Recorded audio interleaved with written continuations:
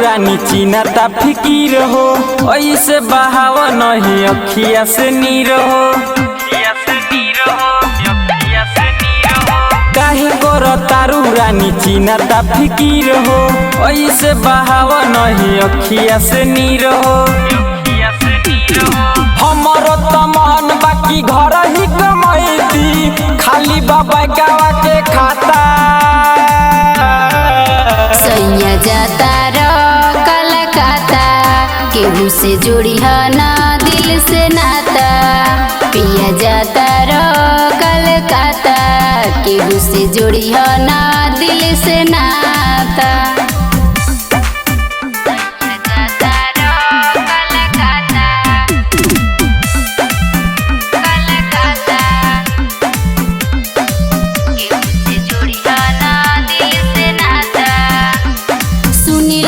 चले उहाँ बड़ा जादू टोना, एने ओने नाही घूमी ह हमर सोना।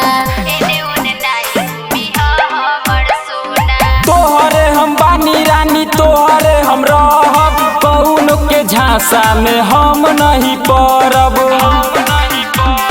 जानतानी गम हम तोहरे रानी, एक पल के दूरी न सहाता। सैया जाता रो कलकत्ता, केहू से जुड़ी है ना दिल से नाता।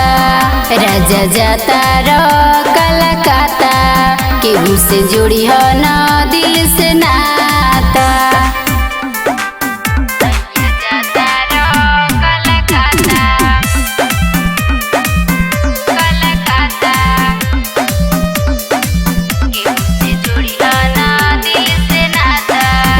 बाबू राम पिया बनिह जन कठोर हो, अखिया में हमारा नदी है तू हुलोर हो।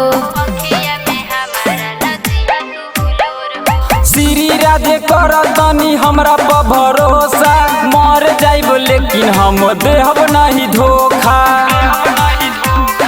दिन रात कर तनी हम मजदूरी, दुखता हमरो माता। सैया जाता रो कलकत्ता, केहू से जुड़ी है ना दिल से नाता।